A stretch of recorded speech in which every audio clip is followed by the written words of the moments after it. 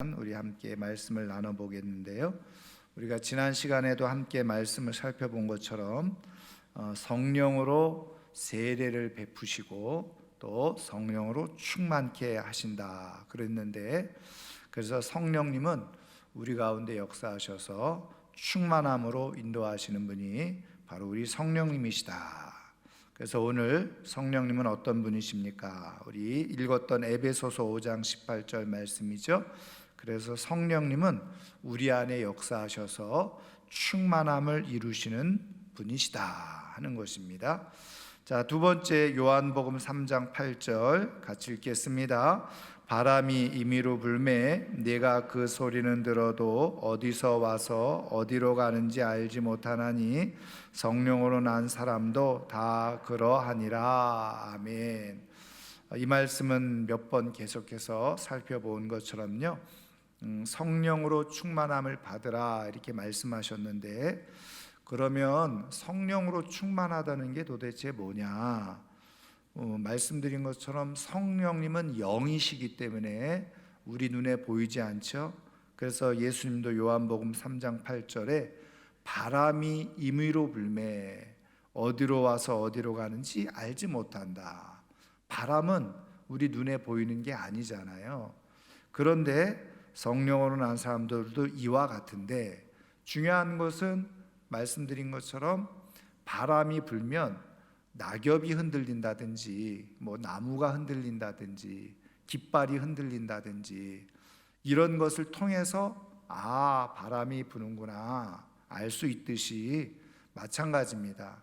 우리가 성령으로 거듭나고 성령으로 충만하다는 것이 우리가 느낌이 없을 수는 있어요.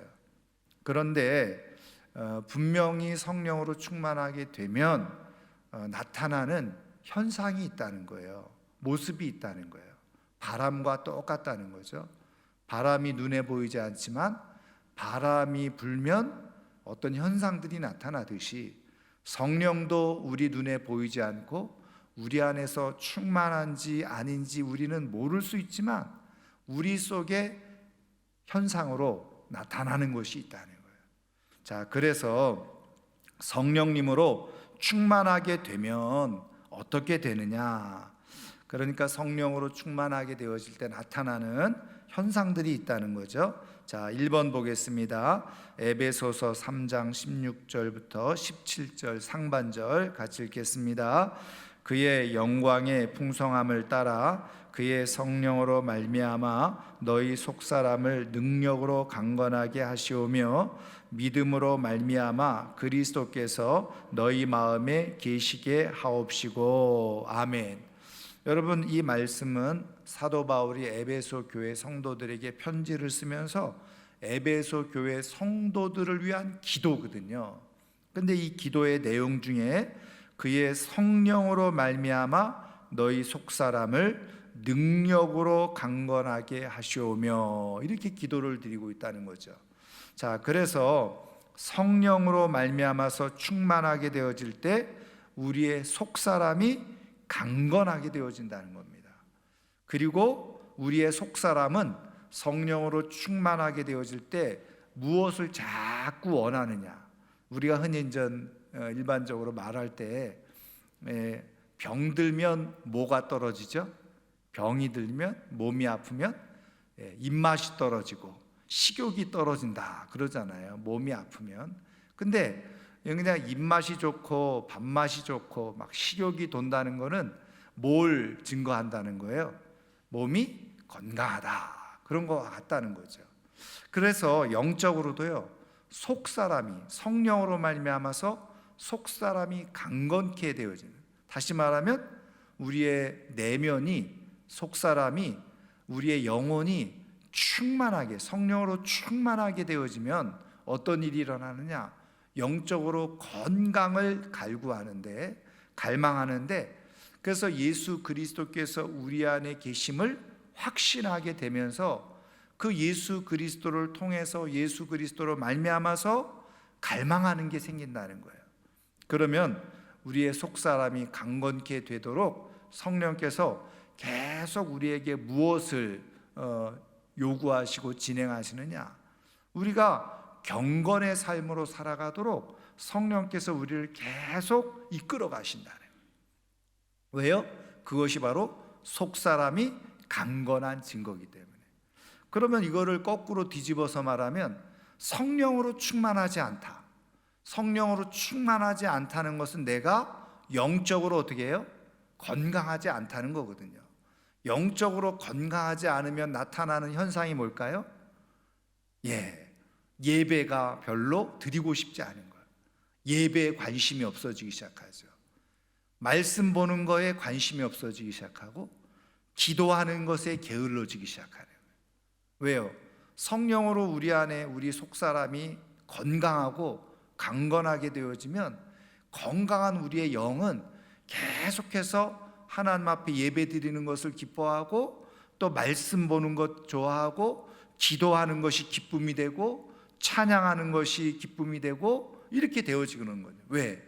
우리의 성령님이 그걸 우리 안에서 막 잡아당기시기 때문에 그래요. 그런 은혜를 계속 부어주시기 때문에. 여러분, 그래서 성령으로 충만하게 되어질 때 나타나는 현상이 뭐냐? 우리의 속사람이 강건해져서 우리의 경건의 삶이 계속해서 어떻게 해요?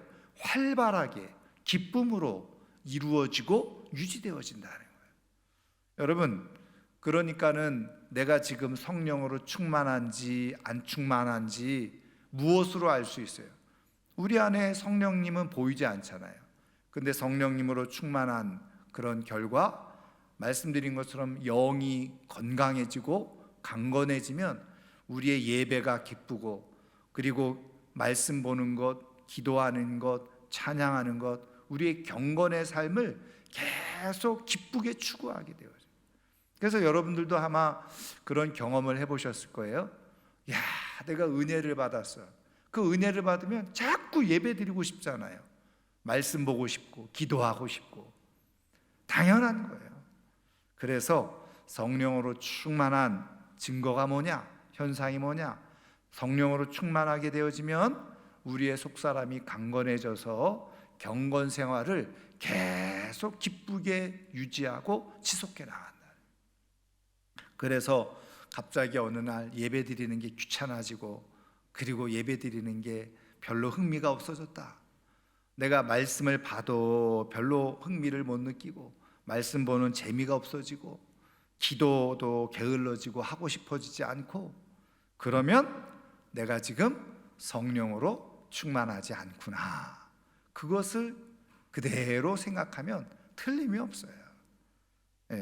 성령으로 충만해서 늘 우리의 속사람, 우리의 영적 삶이 강건해지고 이 경건의 삶이 늘 풍성케 되어지기를 주님의 이름으로 축원합니다. 자, 두 번째는요, 갈라디아서 5장 22절 23절 말씀 같이 읽겠습니다. 오직 성령의 열매는 사랑과 희락과 화평과 오래 참음과 자비와 양선과 충성과 온유와 절제니 이 같은 것을 금지할 법이 없느니라. 아멘. 자, 그래서 두 번째, 성령으로 충만하게 되어질 때 나타나는 현상 중에 하나가 뭐냐? 바로 성령의 열매를 맺는 것을 기뻐한다는 거예요. 그래서 예수 그리스도의 성품이 우리가 베드로서에서 나오는 것처럼 신의 성품에 참여한 것처럼 예수 그리스도의 성품을 닮아가고 싶은 마음이 막 우리 안에서 생겨나기 시작하는 거예요. 그래서 그것을 뭐라고요?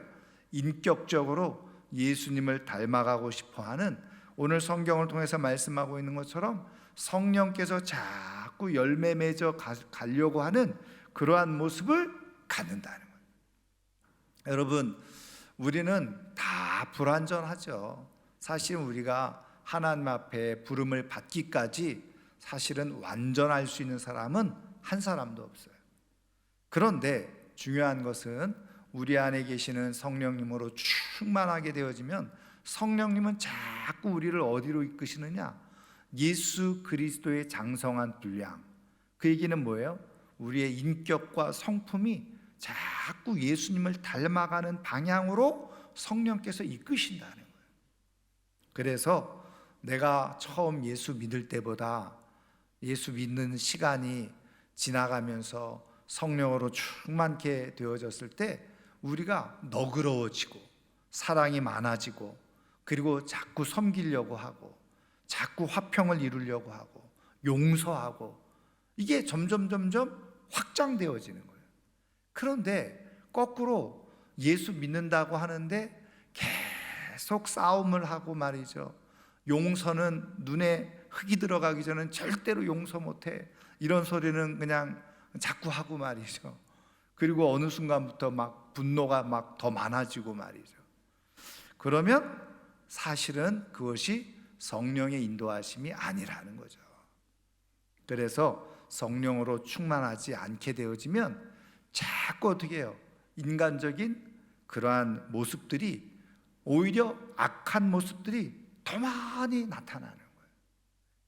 여러분, 우리가 다 성령으로 충만해서 우리의 인격과 성품이 예수 그리스도를 닮아가는 가운데 아직까지는 불완전하지만, 예를 들면 10이 예수님의 성품 우리가 수치로 따진다면, 근데 지금 우리의 상태는 1밖에 되지 않아요.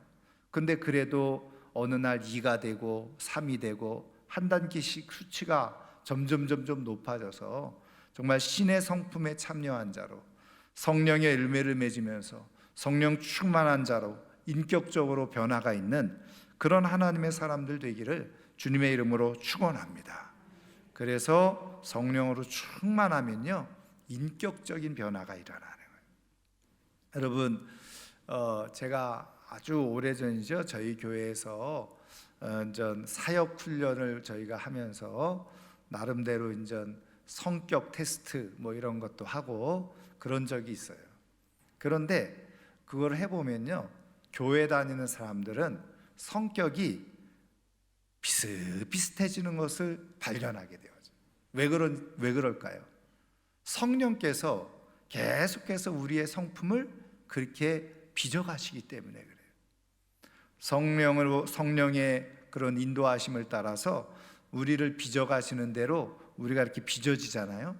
그러면 성격들이 다 어떻게 된다고요? 둥글둥글해져 가지고, 그래서 비슷비슷해지는 거예요.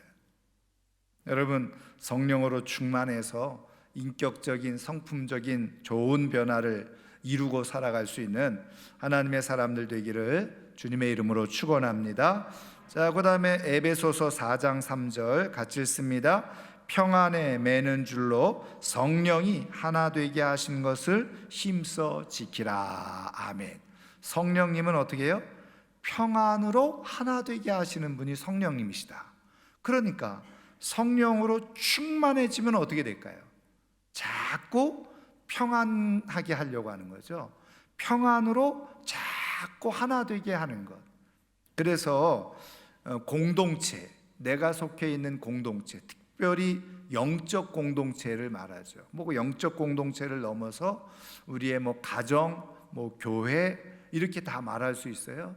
그런데 이런 공동체에 자꾸 평안을 도모하는 거예요. 화평을 도모하는 거예요. 왜? 그게 성령께서 하시는 중요한 역사이기 때문에 그래요.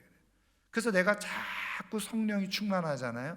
성령이 충만하면 자꾸 내가 있는 가정이나 교회를 자꾸 평안하게 만들려고 하는 그런 도전을 하게 돼요. 그런 뜻을 이루어 가려고 하는 거예요. 그런데 자꾸 그냥 사람들 이간질하고 말이죠, 서로 욕하게 하고 하나 되지 못하게 하고, 그거는 다 누구의 일이에요? 사단 마귀가 좋아하는 일이잖아요. 그래서 여러분, 사단 마귀, 디아블로스라고 그러죠. 그래서 헬라어로 사탄은 말씀드린 것처럼 히브리어죠. 그대로 사탄입니다. 근데 그 사탄이란 단어를 헬라어로 바뀌어서 불려진 것이, 물론 사타나 이렇게 사타나로 그냥 발음되는 대로 헬라어로 사용하기도 했습니다마는 그 그리스 사람들이 그것을 잘 그대로 해서 번역한 게 디아블로스잖아요. 근데 이 디아블로스란 뜻이 뭐예요? 나누는 자라는 거예요. 나누는 자. 그래서 사단 마귀는 어떻게 해서든지 뭐예요? 그냥 갈라놓는 게 목적이에요. 그런데 성령님은 어떻게 하십니까? 하나님 안에서 같은 마음으로 그 하나가 되게 막 힘쓰는 게 성령이에요. 그냥 평안한 가운데 하나 되게 하시는. 그래서 여러분, 요한복음 17장이 예수님의 대제사장적 기도잖아요. 근데 여러분, 예수님께서 마지막 기도 드리신 것을 가만히 여러분 읽어보시면 그 기도의 내용이 어떤 내용입니까? 아버지와 내가 하나인 것처럼 저들이 하나가 되게 해 주옵소서. 예수님도 그렇게 기도하셨어요. 예수님의 영이신 성령님도 마찬가지예요. 하나가 되게 하는. 여러분, 그러니까 내가 자꾸 그냥 나누려고 하고 가르려고 하고 이렇게 하고 있다고 한다면 내가 지금 성령의 인도를 받고 있는 건가 한번 잘 살피면 돼요. 여러분, 물론 우리가 그러면은 또 어떤 분들은 이런 말씀을 가지고 자꾸 셀 나누려고 하지 말고 여러분, 그거는 성령 안에서 발전적인 부흥이죠. 그렇죠. 좋게 나눠지는 거잖아요. 여기서 하나 되게 한다는 것은 마음이 평안으로 같은 마음을 품게 한다는 것을 의미하는 거예요. 그래서 성령님은 한 목적을 향해서 같은 비전을 가지고 하나 되게 하시는 분이시다.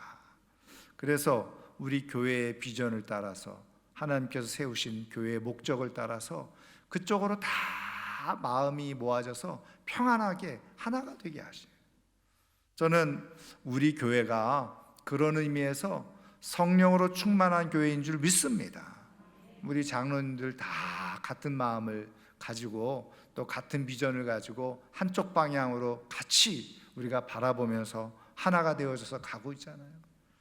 그런 의미에서 우리 교회가 성령께 사로잡힌 교회, 성령으로 충만한 교회인 줄 믿으시기를 주님의 이름으로 축원합니다. 그래서 성령님으로 충만하면 평안 가운데서 하나님께서 주신 비전과 목적을 가지고 같이 하나가 되어져서 나가도록 힘을 쓰는 거예요. 그런 은혜가 있기를 주의 이름으로 축원합니다. 자, 그 다음에 빌립보서 1장 20절 21절 말씀입니다. 같이 읽습니다. 나의 간절한 기대와 소망을 따라 아무 일에든지 부끄러워하지 아니하고 지금도 전과 같이 온전히 담대하여 살든지 죽든지 내 몸에서 그리스도가 존귀하게 되게 하려 하나니 이는 내게 사는 것이 그리스도니 죽는 것도 유익함이라. 아멘. 지금 사도 바울이 내가 담대하여 살든지 죽든지 내 몸에서 어떻게 해요? 그리스도가 존귀하게 되게 한다. 그래서 여러분, 우리가 예수 그리스도를 믿을 때 예수님이 우리 안에 내주하고 계신다 그랬죠. 사실은 뭐 더 정확하게 우리가 조금 구분해서 말하면 사실은 예수님의 영이 우리 안에 계시는 것과 같은 거죠. 그런데 이때 되면 우리가 자꾸 성령으로 충만하게 되어지면 어떻게 되어지느냐? 내가 드러나는 것이 아니라 어떻게 해요? 내 안에 그리스도가 존귀하게 되는 그런 것을 자꾸 소망하게 된다는 거예요. 그 얘기는 뭐냐면 내 삶을 그리스도 중심으로 재편하게 되어진다는 거예요. 그 얘기는 뭐냐면 여러분, 우리가 살아가는 데 있어서는 시간, 재정, 뭐 에너지, 뭐 이런 것들이 다 있잖아요. 관계, 이런 것들이 다 있는데 이럴 때 내가 시간을 사용하는 것이라든지 재정을 사용하는 것이라든지 또 사람들과 사귐과 교제를 갖는다든지 모든 활동 속에서 그리스도, 중심이 그리스도니 그 그리스도 중심으로 우리의 삶을 살아가는다는 거죠. 그럼 그 얘기는 뭐냐면 내가 시간을 활용하는 데 있어서도 내가 원하는 대로 내가 하고 싶은 대로 하는 것이 아니라 지금 주님이 뭘 원하실까? 지금 이 시간에는 지금 주님은 나에게 무엇을 원하실까? 주님이 원하신 시간으로 내 시간을 재편한다는 거예요. 그렇다고 한다면 여러분, 지금 예배 시간이잖아요. 그러면 예배 시간이면 성령, 우리 안에 계시는 성령님은 어떻게 해요? 지금은 예배 시간이니까 예배 드리는 것에 집중하게 하시겠죠. 그런데 자꾸 이것저것 핑계 대면서 예배 드리는 것을 안 드리려고 한다. 앞서 말씀드린 것처럼 속사람이 강건하지 않고 성령의 지배를 받지 않고 예수 그리스도 중심으로 살아가려고 하지 않는 거예요. 그래서 어떻게 해요? 내 정욕을 따라서, 내 욕심을 따라서 자꾸 살아가게 하려고 하는, 시간도 마찬가지고 재정도 마찬가지, 또 사람들과의 사귐과 교제도 마찬가지. 여러분, 성령으로 충만하게 되어지면 내 삶을 예수 그리스도 중심으로 재편해요. 그래서 시간도 주님이 원하시는 시간표로 운영을 하기 시작하고, 재정도 주님이 원하시는 방법대로, 방향대로 재정과 물질을 사용하게 되어지고, 그리고 다른 사람들과의 사귐과 교제도 마찬가지예요. 주님이 원하시고 뜻하시는 대로 사람들과 사귐과 교제의 시간을 갖게 된다는 거예요. 여러분, 내 몸에서 그리스도가 존귀하게 되기를 원하는, 성령으로 충만하면 그런 마음이 자꾸 들어요. 그래서 주님과 자꾸 어떻게 한다는 거예요? 상의를 하게 되는 거죠. 그래서 주님과 상의를 해서 이 시간에 또 물질을, 재정을, 내가 다른 사람들과의 사귐과 교제를 어떻게 해야 될지를 우리가 듣고 주님 말씀을 따라서 행하게 된다는 거예요. 여러분, 성령 충만한 가운데서 삶을 그리스도 중심으로 재편되어져서 정말 주님과 함께 동행하는 아름다운 삶이 되기를 주의 이름으로 축원합니다.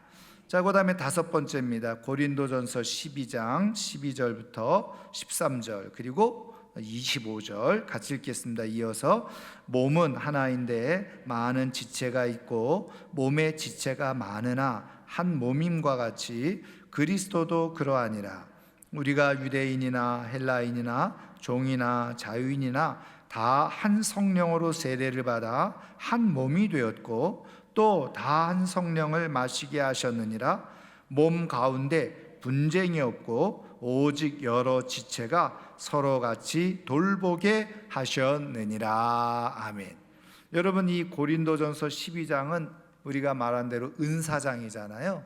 그래서 그 사도 바울을 통해서 말씀해 주시는 게 우리 몸에 지체가 여러 가지라는 거예요. 눈도 있고 코도 있고 손도 있고 발도 있고 지체가 여러 가지인데, 이 지체가 다 어우러져서 조화를 이루어서 한 몸이 되어졌다. 그래서 우리가 다 성령으로 세례를 받아서 다 한 몸이 되어졌다는 거예요. 그래서 우리가 유기적인 영적 공동체가 된 거예요. 그게 바로 뭐예요? 바로 교회라는 겁니다.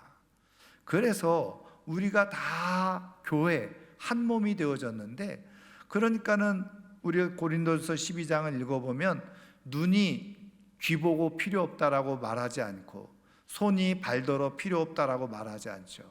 다 요소마다 어떻게 해요? 다 필요하다는 거예요. 그래서 어떻게 해요? 오늘 말씀한 것처럼 서로 같이 돌보게 하셨다. 이 얘기는 무슨 얘기냐면, 성령으로 충만하게 되어지면 어떻게 되어지느냐? 교회를 내 몸처럼 사랑하게 되어진다는 거예요. 그래서 교회를 섬기는 거죠. 그런데 교회는 뭐라고요? 예수 그리스도를 주로 믿는 사람들의 모임이잖아요. 공동체예요. 그러니까 한마디로 말하면 예수 그리스도를 믿는 사람들을 섬기고 돌보는 일을 한다는 거예요. 모양이 다르고 인종이 다르고 또 생각도 좀 다를 수도 있고 은사가 달라도 다 어떻게 해요? 하나가 되어져서 서로 교회의 돌봄이 필요하다. 그래서 성령 충만하면 어떻게 되어지느냐? 교회를 사랑하는 마음을 갖게 되어진다. 그래서 교회를 통해서 내가 뭔가 얻어내려고 하고 유익을 얻으려고 하고 그러면요, 그거는 성령 충만한 사람이 아닌 거예요. 그래서 교회가 왜 나한테 이것도 안 해주고 저것도 안 해주나? 이거는 성령 충만한 사람의 모습이 아니죠.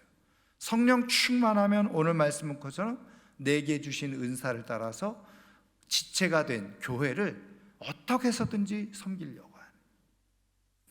어느 목사님하고 얘기하는데 재미있는 말씀을 한번 하시더라고요. 의미 있는 말씀이죠. 무슨 말씀이냐면 지금까지 이제 연세가 이제 한 60 중후반 되신 목사님이신데 지금은 사모님하고 이제 둘이 이제 자녀들 다 이제 출가하고 결혼하고 두 분이 지내시는데 서로 바라보면서 이렇게 얘기를 한다는 거예요. 당신이 없으면 내가 못 살아. 이렇게 말하는 게 아니라 서로 어떻게 얘기하냐면 측은지심을 가지고 얘기한다는 거예요. 내가 당신을 위해서 더 건강하게 열심히 살아야지. 이렇게 얘기한다는 거예요, 서로. 그래서 가만히 지금까지 30여 년 이상 거의 40년 가까이 결혼해서 살다 보니까 하나님께서 어떤 마음을 주시냐면 이 사람이 이렇게 부족하니까 하나님이 나를 붙여서 이 사람하고 살게 하셨구나. 서로 그런 마음을 가지고 지금 살아간다는 거예요. 그래서 서로가 더 필요를 느끼고 더 끈끈하게 그리고 행복하게 삶을 살아가더라는 거죠. 그런데 서로 잘났다고 하고 살아가면 분명히 불화만 있고 깨진다는 거죠. 그리고 당신은 왜 나한테 이렇게 못해줘, 안 해줘? 그러면은 사이가 별로 좋아지지 않는다는 거예요. 그런데 이 사람이 이런 부족한 모습을 보니까 그래서 하나님이 나를 이렇게 붙여주시고 채워주셨구나. 또 내가 이렇게 부족한 모습을 보고 그러니까는 하나님께서 저 사람을 붙여서 나로 하여금 살게 하시는구나. 그래서 서로 불쌍히 여기는 마음을 가지고 살아간다는 거예요. 그러니까 서로 얼마나 도움이 되고 필요가 되어져요. 여러분 마찬가지예요. 우리가 교회를 사랑한다는 건 뭐냐?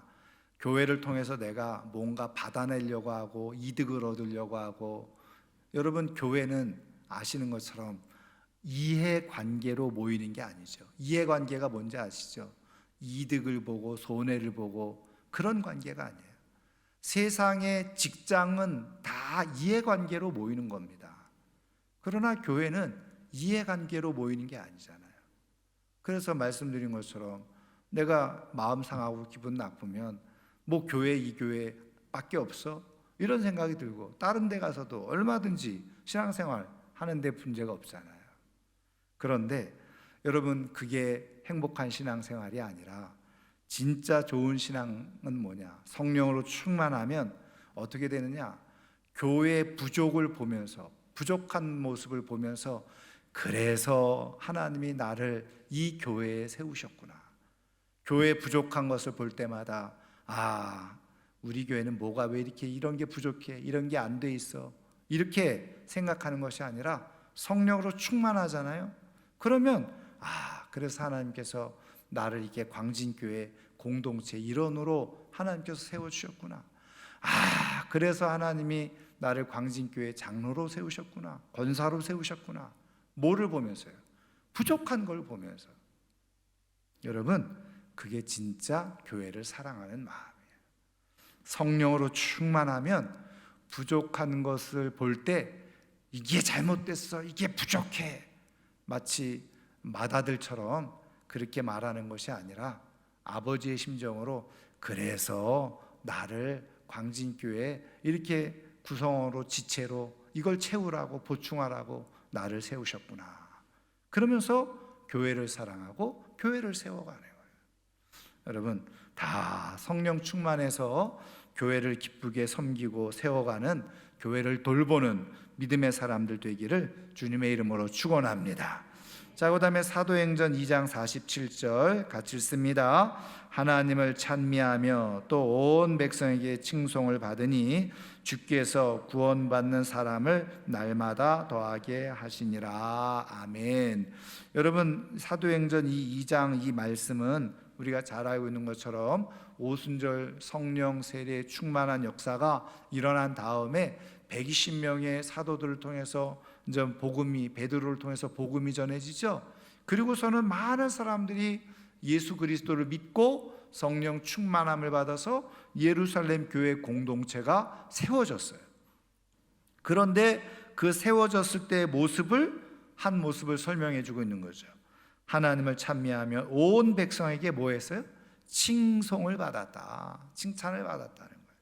자, 그래서 여러분 성령으로 충만하면 세상으로부터 칭찬받게 돼요. 그 얘기는 뭐냐면 사회적 책임을 감당한다는 거예요. 여러분, 그래서 성령으로 충만하면요, 오해하지 마세요. 성령으로 충만하면 직장 생활도 열심히 정직하게 반듯하게 하는 거예요. 근데 사람들이 자꾸 오해를 해서 말이죠, 성령 충만하면 그냥 직장 생활은 그냥 대충 하고 교회 생활 열심히 한다. 여러분, 그것은 속는 거예요. 가짜예요. 진짜 성령으로 충만하면 어떻게 해요? 내게 허락된 일터, 직장, 사업이든 직장이든 누구보다도 정직하게 성실하게 그것을 감당해 가는 게 진짜 성령 충만해요. 똑같아요.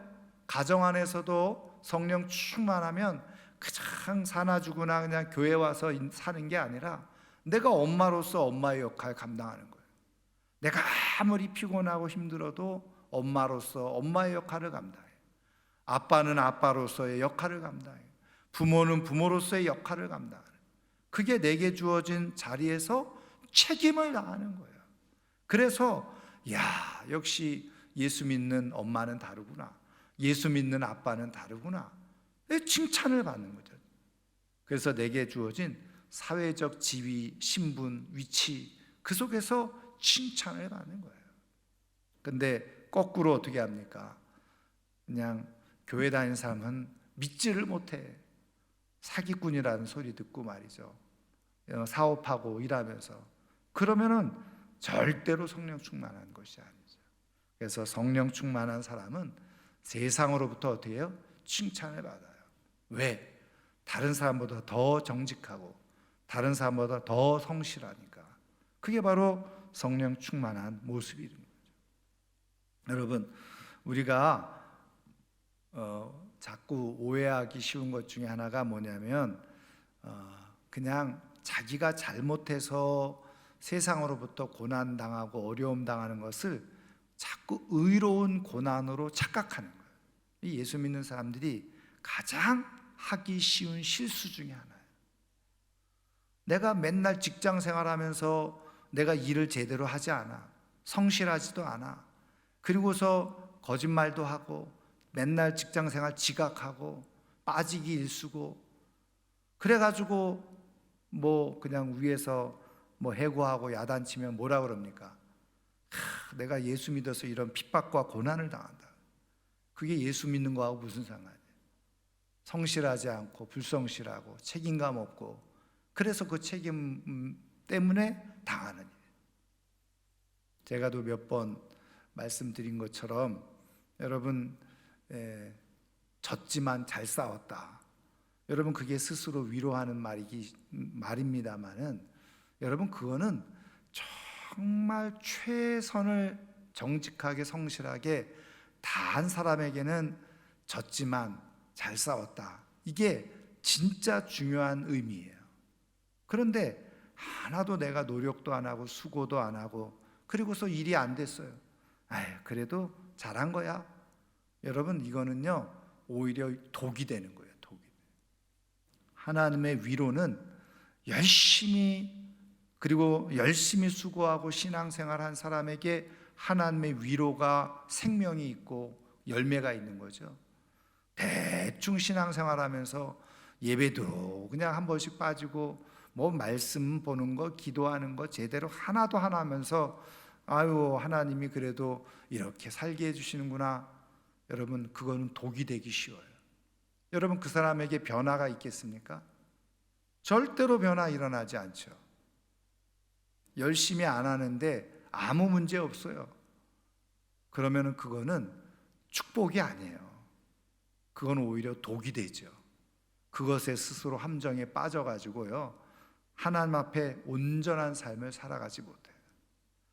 그러니까 여러분, 차라리 어떤 경우에는요, 내가 조금만 정말 게을러지고 잘못해도 하나님께서 뭔가 따끔하게 보여주시는 게 있으면 훨씬 그게 더 유익한 거예요. 왜? 아이고, 내가 이렇게 하면 안 되지. 정신 차리고 하나님 앞에 바르게 살아가는 모습을 갖게 되어지. 근데 그게 나중에는 축복이고 영광인 거죠. 당장에는 힘든 일이 되어져도. 여러분, 내가 잘못하고 욕먹는 것을 마치 의로운 핍박을 받는 것처럼 착각하면 안 돼요. 근데 한국교회 성도들 가운데 이런 모습을 가지고 신앙생활하는 사람들이 의외로 많이 있다는 거예요. 그러다 보니까 어떻게 해요? 말씀드린 것처럼 성령으로 일어난 일이 아닌데 그것을 깨닫지 못하고. 여러분, 초대교회 성도들은 우리가 이미 많은 말씀을 들어서 아는 것처럼요, 얼마나 많은 핍박이 있었어요. 그럼에도 불구하고 어떻게 했어요? 사랑하고 용서하고 품고 그러잖아요.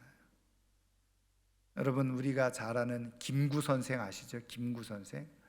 여러분, 김구 선생이 뭐라고 얘기했냐면요, 그 당시 한국 교회 교인들이 얼마나 성실하고 또 열심이고 나라를 사랑하고 그랬는지 이렇게 얘기를 했잖아요.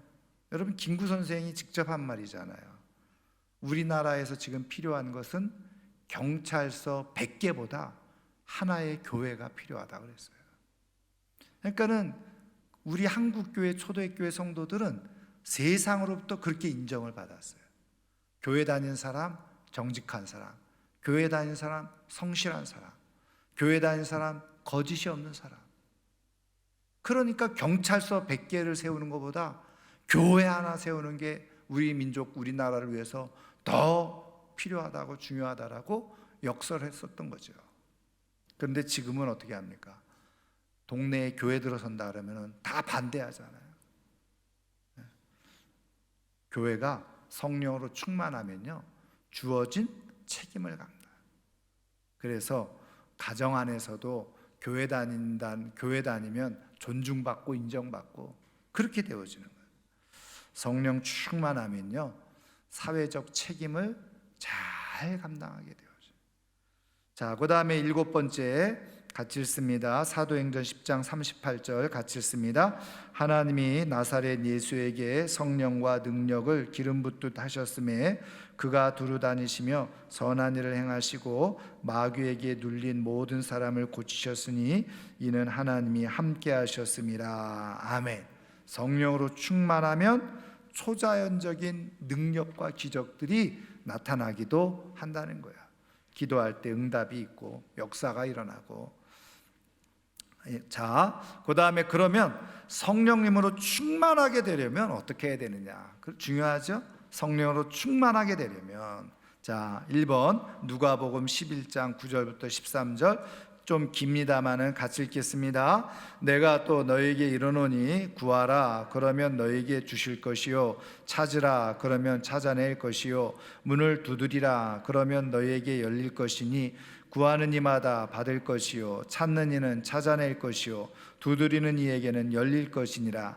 너희 중에 아버지 된 자로서 누가 아들이 생선을 달라 하는데 생선 대신에 뱀을 주며 알을 달라 하는데 전갈을 주겠느냐? 너희가 악할지라도 좋은 것을 자식에게 줄 알거든 하물며 너희 하늘 아버지께서 구하는 자에게 성령을 주시지 않겠느냐 하시니라. 아멘. 그래서 성령 충만하게 되려면 뭐가 필요하냐? 앞서 말씀드린 것처럼 성령 충만함을 받으라 그랬죠? 근데 이것은 여러분 이미 여러 번 말씀을 드린 것처럼 한 번 받으라는 게 아니에요. 계속해서 지속적으로 반복해서 성령 충만함을 유지하라, 그런 말씀이에요. 그런 의미에서 필요한 건 뭐예요? 성령 충만함을 위해서 우리는 매일매일 기도해야 된다는 거예요. 하나님, 내 안에 임재하시고 역사하시는 성령님이 충만하게, 우리가 지난 시간에 배운 대로 내 속에서부터 흘러 넘치도록 역사하여 주옵소서. 그렇게 기도하라는 거예요. 내 안에 계시는 성령님이 흘러 넘치도록 역사하여 주옵소서. 제가 예전에 한번 비유를 들어서 얘기했습니다마는 요즘은 보일러가 그런 보일러가 아니죠. 근데 저 예전에 보일러는 가스 보일러 아세요? 그래서 그 보일러 안에 늘 작은 불꽃이 붙어 있었던 거 아세요? 그래서 이제 온수를 틀거나 보일러를 가동하면 거기에 가스가 확 들어가면서 불꽃이 확 커지는 거죠. 그러면서 이제 물을 데우고 그러면서 방이 따뜻해지고 그러는 거예요. 그래서 제가 그걸 가지고 성령이 우리 안에 내주하신다는 것, 그래서 성령의 불꽃이 우리 안에 있어요. 근데 그 작은 불꽃 가지고는 사실은 능력 있는 삶이 안 돼. 방을 따뜻하게 하지 못해. 온수 쓰지 못해요. 그런데 이 불꽃이 확 일어나. 그러면 비로소 물이 따뜻해지면서 따뜻한 방을 만들고 따뜻한 온수를 사용하는 거예요. 마찬가지입니다. 그래서 우리 안에는 성령님이 내주에 계세요. 그런데 내주에 계시는 성령님이 확 이제 분수처럼 솟구쳐 오르듯이, 그래서 흘러넘치도록 그렇게 기도하라는 거예요. 그게 바로 성령 충만함을 위해서 기도하라. 그렇게 간절히 기도하는데 하나님께서 악한 자라도 자식에게는 좋은 것 주는 게 원칙인데, 좋은 하나님 아버지께서 왜 구하는 자에게 성령 충만한 은혜를 베풀지 않으시겠느냐. 여러분, 구하시기를 주님의 이름으로 축원합니다. 그래서 여러분 매일매일 눈을 뜨고 그러면 하루를 시작할 때 제일 먼저 구할 건 뭘까요? 하나님, 오늘도 내 삶 속에서 내 안에서 성령님 충만하게 역사하여 주옵소서. 내 안에서 성령님 폭발적으로 역사하여 주옵소서. 솟구쳐 흘러 넘치게 하여 주시옵소서. 이렇게 기도하라는 거예요. 여러분, 그러면 성령께서 기쁨으로 내 안에서 역사하기 시작하시는 거예요. 자, 그 다음에 두 번째는 뭘까요? 사도행전 3장 1절 같이 읽습니다. 제9시 기도 시간에 베드로와 요한이 성전에 올라갈새. 자, 누가복음 22장 39절 같이 읽습니다. 예수께서 나가사 습관을 따라 감람산에 가심에 제자들도 따라갔더라. 여러분, 성령 충만하려면 규칙적인 기도의 시간이 필요하다는 거예요. 규칙적인 기도의 시간. 아무리 분주하고 바빠도 내가 기도하기로 정해놓은 시간에는 기도를 해야 된다는 거예요. 내가 정해놓으신 예배 시간에는 예배를 드려야 된다는 거예요. 경건의 규칙성이 필요하다는 거예요. 여러분, 모든 뛰어난 운동선수들 가운데 가지고 있는 특징들이 있어요. 그러니까 아주 위대한 스포츠 선수들, 유명한 선수들은요, 크고 작은 루틴을 가지고 있다. 루틴. 이 루틴이 그냥 우리가 쉬운 말로 뭐냐면 자기만 계속 고집하고 가지고 있는 습관을 얘기한다. 근데 여러분, 정말 뛰어난 훌륭한 선수들은요, 자기만 가지고 있는 루틴이 있다는 거예요. 그 얘기 뭐냐면 자기만 가지고 있는 생활 습관 방식이 있다는 거예요. 여러분, 이게 굉장히 중요한 거예요. 규칙적으로 반복하는 데 능력이 나타나는 거예요. 사소하지만 작지만 그것을 한 번 하면 별 볼 일 없는 건데, 그것을 매일 지속적으로 반복하고 계속할 때 거기서 능력이 나타나요. 여러분, 예전에 많이 들어보셨겠죠? 1만 시간의 법칙. 어떤 하나를 1만 시간 하면 그것에 대해서 어떻게 해요? 전문가가 된다는 거 아니에요. 여러분, 성령님이 충만하려면 똑같아요.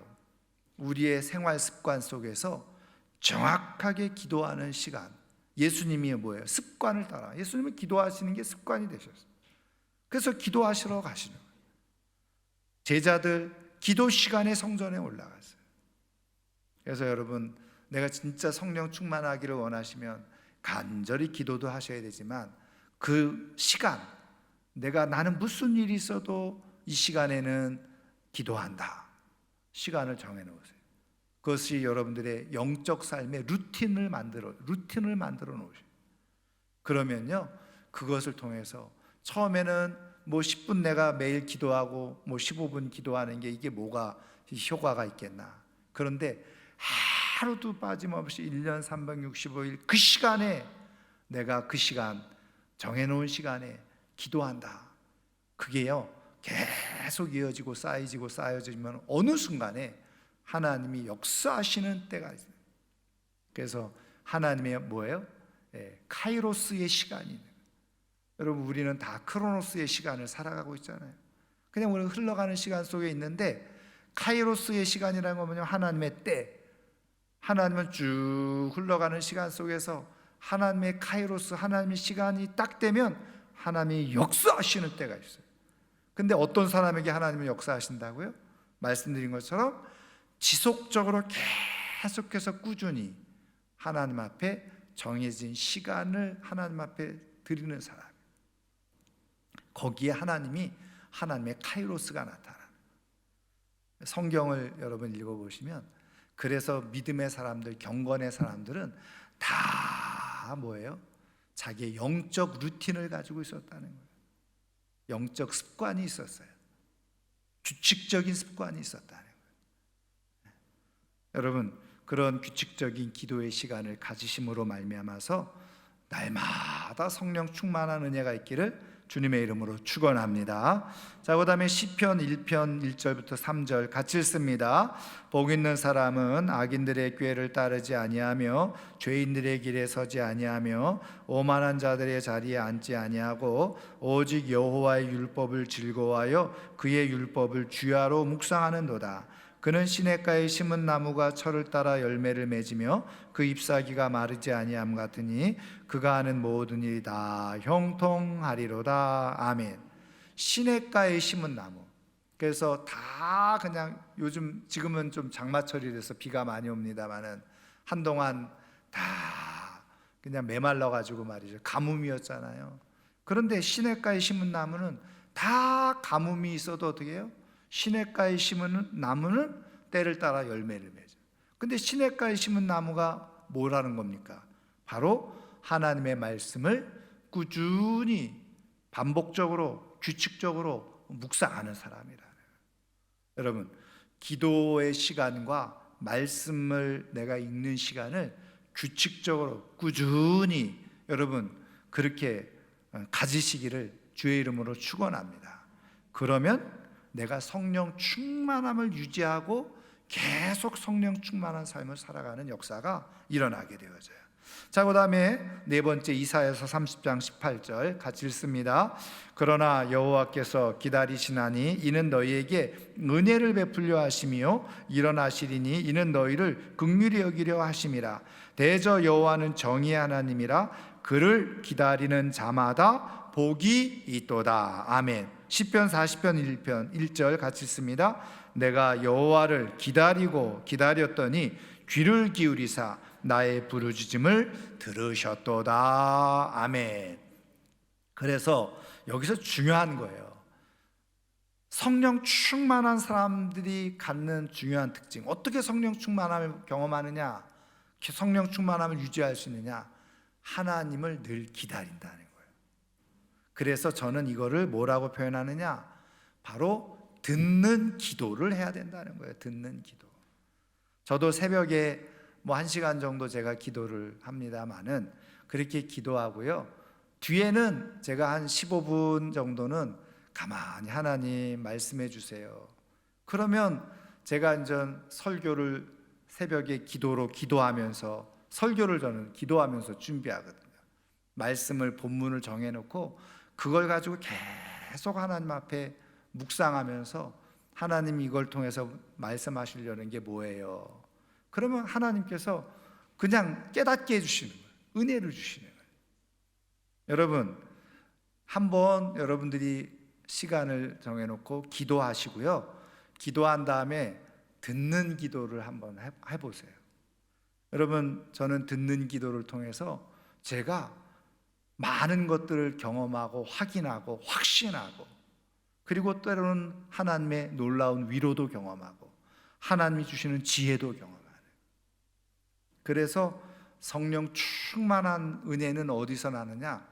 하나님이 은혜를 주시는 것을 내가 간절히 기다리고 있을 때, 제가 이렇게 목회를 이렇게 이제 지금 뭐 거의 30년 이상, 아니죠, 제가 교육 전도사까지 포함하면 거의 37, 8년 한 거나 마찬가지죠. 근데 이렇게 해오면서 제가 늘 많은 분들을 경험해요. 우리 교회에서만 아니라 다른 교회에 있을 때 수많은 성도들을 경험하잖아요. 근데 제가 가만히 이렇게 보면서 제가 이거 한번 말씀드린 적이 있어요. 이게 고비라는 게 있어요. 모든 일에 고비가 있어요. 고비.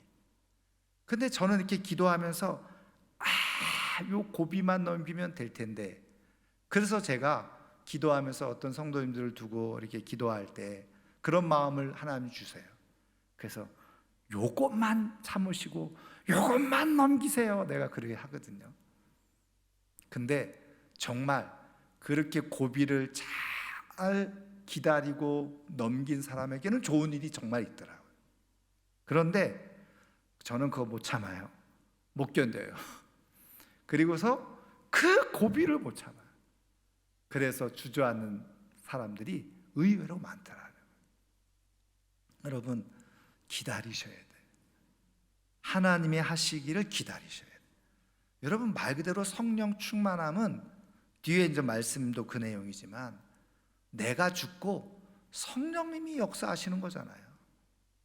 여러분, 내가 생각하는 가장 뛰어난 지식과 지혜보다 하나님의 성령의 어리석음, 무능함이 내가 가장 뛰어난 능력보다 훨씬 몇십 배, 몇천 배 큽니다. 그래서 이런 은혜를 아는 사람, 하나님을 아는 사람들은 어떻게 하는 거예요? 기다리는 거예요. 어떤 때를, 오늘 말씀에 나오시잖아요. 하나님도 은혜를 베푸시기 위해서 기다리시는 하나님. 그래서 어떤 사람을 하나님을 향해서 귀를 열고 자꾸 기다리는 사람, 그런 사람에게 은혜를 베푸시고 긍휼을 베푸시는 거예요. 그래서 저는 왜 은혜를 못 받느냐, 왜 성령 충만함이 없느냐? 기다리지를 못하는 거예요. 조용히 좀 기다려야 되는데 그거를 못 기다려요. 그거는 뭐하고 연관되어져 있냐? 다섯 번째 연관되어져 있어요. 고린도전서 15장 31절 같이 읽습니다. 형제들아, 내가 그리스도 예수 우리 주 안에서 가진 바 너희에 대한 나의 자랑을 두고 단언하노니 나는 날마다 죽노라. 아멘. 여러분, 사도 바울은 자랑할 게 뭐냐? 자기가 매일 죽는 걸 자랑한다는 거야. 여러분, 여기 죽는다는 게 뭐예요? 진짜 죽는 거예요? 그게 아니죠. 자신의 생각과 정욕과 욕심, 이런 것들을 내려놓는다는 거예요. 여러분, 내가 내 생각을 자꾸 내려놓으려고 하면요, 성령님께서 내 안에서 기쁘게 역사하세요. 근데 성령님은 어떤 분이시라고요? 인격적인 분이시라고 그랬죠. 성령님은 인격적인 분이시고, 성령님은 그래서 다투는 걸 별로 좋아하시잖아요. 왜? 성령님은 평화의 영이시니까. 그래서 내가 자꾸 욕심을 부리고 내 생각대로 하려고 그러면요, 성령님은 가만히 계세요. 그런데 내가 성령님께 말씀드린 것처럼 성령님이 하십시오, 성령님이 먼저 하십시오, 내 생각을 내려놓겠습니다, 내 욕심을 내려놓겠습니다, 그리고서 내려놓으면요, 그때부터 성령님이 마음껏 역사하시기 시작해요. 근데 성령님이 역사하면 어떤 일이 일어나느냐? 말씀드린 것처럼 내가 생각했던 것보다 더 좋은 지혜로 내 삶을 더 선하게 이끄시는 거예요. 근데 문제는 뭐냐? 여러분, 성령님이 내 삶을 이끄시고 인도하시는 걸 어떻게 할 수 있느냐? 말씀을 통해서 우리는 많이 경험하는데, 여러분, 제가 성경을 많이 여러분들에게 말씀을 나누지만 사실은 이 성경에 하나님께서 말씀하시는 것들이 내가 따르기 쉽고 순종하기 쉬운 말씀들만 다 돼 있으면 누가 그거 못 따라 하겠어요? 근데 우리 고민은 어디에 있느냐? 하나님이 우리에게 말씀하시는 거는 쉬운 말씀이 별로 없다는 거예요. 어려운 말씀인 거예요, 대부분. 다시 말하면 우리가 순종하기 어려운 말씀들이 많이 있다는 거예요. 그런데 성령으로 이끄심을 받으면 내가 내 생각을 내려놓고, 그래요, 이거는 내 생각인데 저는 내 생각을 내려놓겠습니다. 근데 성령님이 그때 말씀하시는 거예요. 근데 말씀하시는 게 성경을 통해서 말씀하시는데 이게 나랑 안 맞는 거예요. 내 생각하고 안 맞아. 근데 말씀은 말씀인 거예요. 근데 이때 내 생각을 다 접어놓고, 맞습니다, 내 생각은 지금, 내 마음은, 내 기분은, 내 감정은 이런데 말씀이 이러니 저는 내 생각을 죽이고 내 마음과 감정과 판단을 죽이고 말씀, 성령께서 말씀하시는 대로 저는 그대로 그냥 순종하겠습니다. 따르겠습니다. 그게 죽는 거예요. 근데 내가 죽으면 성령의 역사가 나타나. 내가 죽으면 성령의 능력이 나타나. 내가 죽으면 내가 하고자 했던 것보다 더 큰 일들이 일어나게 되어져 있어요. 그래서 바울은 그걸 자랑으로 여기는 거예요.